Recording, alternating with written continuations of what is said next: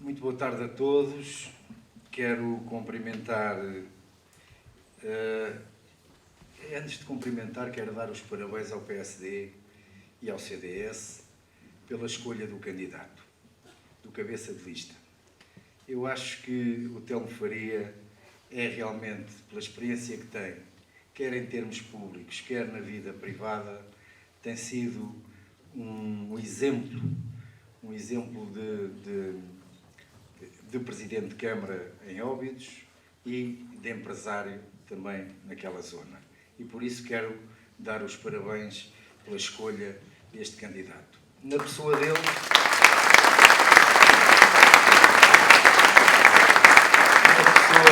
na pessoa do Telmo, quero cumprimentar todos os outros candidatos.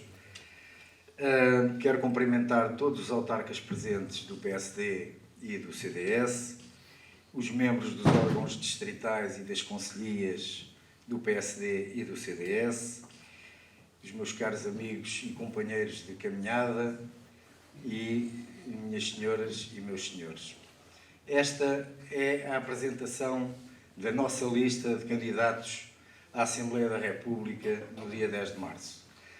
Mas, para mim, mais importante do que esta apresentação singela e feita de forma simples, é o compromisso que nós temos que ter e que criar aqui hoje, assinando um acordo de que tudo vamos fazer para levar a Aliança Democrática a governar Portugal. É esse compromisso que nós, e eu, enquanto líder do CDS no Distrito de Leiria, quero vos dizer que é esse compromisso que quero assinar aqui hoje, de que vamos fazer Luís Montenegro Primeiro-Ministro de Portugal.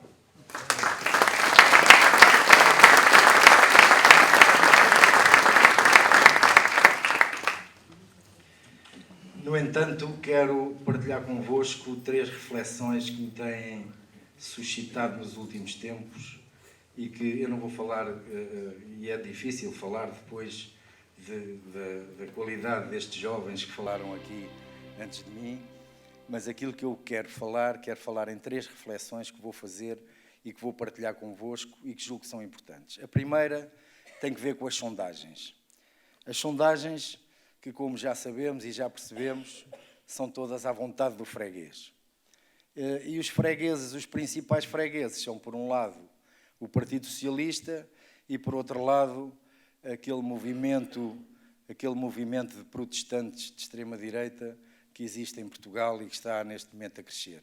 São eles que encomendam as sondagens, porque as sondagens são todas, e nós até vemos em algumas que são boas para nós, mas elas são, de uma maneira geral, uma grande mentira.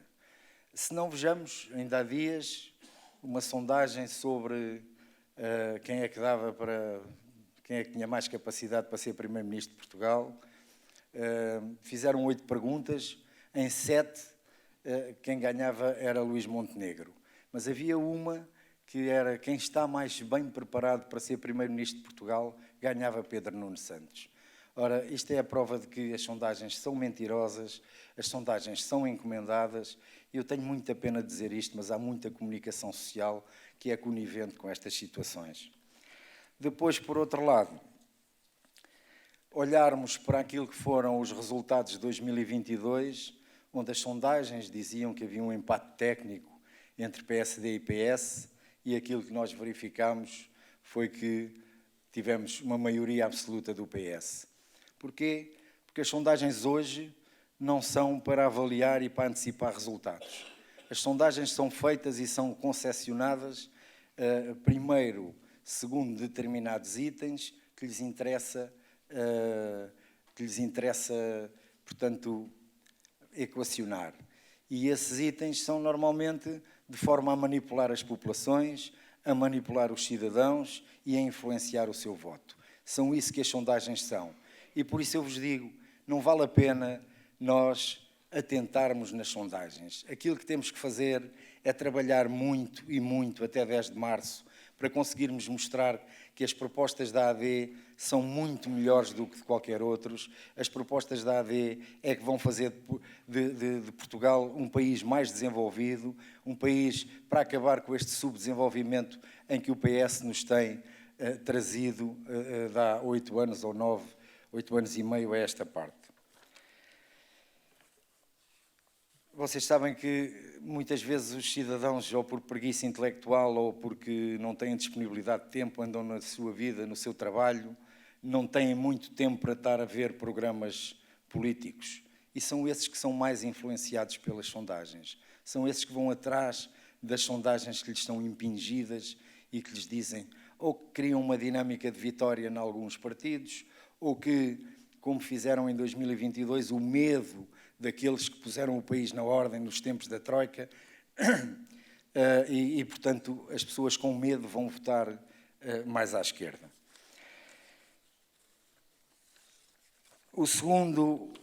A segunda reflexão que vos quero falar é sobre algo que me canso de denunciar e que penso que a própria comunicação social devia dar mais atenção. E tem precisamente que ver com esses tempos, com os tempos em que o PSD e o CDS fizeram também uma aliança, que não se chamava Aliança Democrática, mas que foi essa aliança que trouxe a Portugal outra vez a ordem portanto, e as contas certas. Eu falo-vos dos tempos de Passos Coelho e Paulo Portas. Uns tempos que me orgulharam muito de ser português e de ter governantes daquela natureza. Porque antes de Passos Coelho e Paulo Portas, aquilo que tínhamos era um governo de Sócrates e com o ministro Teixeira dos Santos, que antes de chamarem a Troika, ainda fizeram 3 PECs, os famosos PECs, os Planos de Estabilidade e Crescimento, que no primeiro cortaram nas gorduras do Estado, no segundo cortaram no Estado das gorduras e no terceiro cortaram nas carreiras dos professores, cortaram nos vencimentos de muitos funcionários, cortaram na administração, em alguns rendimentos da própria administração pública e, portanto, com esses 3 PECs, puseram o país com uma austeridade tremenda para os cidadãos. Depois, como os 3 PECs não chegaram, ainda queriam fazer um quarto. E foi Passos Coelho que não permitiu que se fizesse o quarto. Então, o que é que eles tiveram que fazer? Chamar a Troika, ir para casa de férias, uns de férias para Paris e outros simplesmente para casa. E foi isso que aconteceu nessa altura. E foi isso que fez com que a AD de Passos Coelho e de Paulo Portas pusessem este país na ordem, depois de estarmos de tanga e de não haver dinheiro para pagar ordenados aos funcionários públicos. É disso que eu me lembro, é disso que eu me recordo e é esse governo de 4 anos que me orgulha muito e que eu espero que este próximo governo da Aliança Democrática venha a ter a mesma dignidade e consiga dar ao país aquilo que nós conseguimos nessa altura. Passar de um déficit de 11% com Sócrates para 3% com Passos Coelho.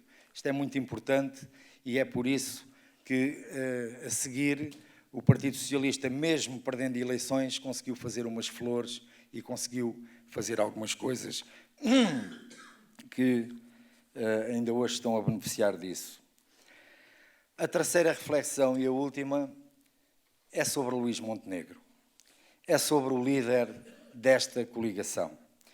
Eu estou à vontade, não sou suspeito, porque o meu líder é o Nuno Melo, eu sou do CDS desde sempre e, portanto, o meu líder é outro.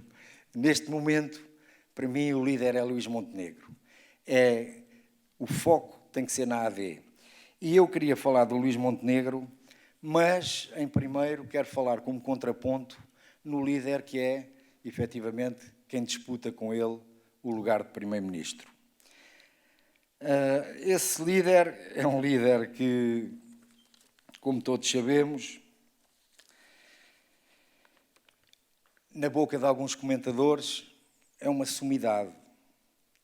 ele, na boca de algumas comentadoras, eu cheguei a pensar, estar a ouvir falar em Zeus, aquele deus da mitologia grega, que efetivamente é uma pessoa que é o filho de Cronos, o pai do Baco, do deus do vinho. E eu pensava, quando ouvia certas comentadoras, pensava, só pode ser Zeus. Zeus porquê? Porque Zeus, na mitologia grega, era o deus dos céus, era o deus dos raios e dos trovões. E é isso que Pedro Nunes Santos tem sido. É o ministro da TAP, portanto, o rei dos céus, o deus dos céus, que fez o que fez, que criou vários arrombos nos cofres do Estado através dos 3,2 mil milhões de euros que ele gastou com a TAP, dos 500 mil euros que ele não sabia que tinha aprovado no WhatsApp, daquilo que fez com os CTT, que nós ainda não conhecemos muito bem os contornos e que ficamos a aguardar, e para além de outras coisas. Aquilo que nós sabemos é que ele, nas infraestruturas, que era o ministério dele, e na habitação, não fez nada, rigorosamente nada. No entanto, aquilo que ouvimos dizer é que ele era um fazedor. Um ministro com carisma, um indivíduo, um fazedor de coisa nenhuma. E é preciso que isto passe para os portugueses. É que Pedro Nunes Santos não tem a competência de Luís Montenegro. Porque Luís Montenegro foi durante 4 anos, no tempo da Troika, sozinho no Parlamento. Sozinho não estava sozinho. Mas era ele que era o líder parlamentar que combatia quando o país estava cheio de austeridade, quando o governo não tinha outra forma de governar a não ser de acordo com aquilo que eram as exigências da Troika, era Luís Montenegro que combatia no Parlamento contra tudo e contra todos. E, portanto, Luís Montenegro é, efetivamente, um líder com muita capacidade e com muito mais capacidade do que Pedro Nunes Santos.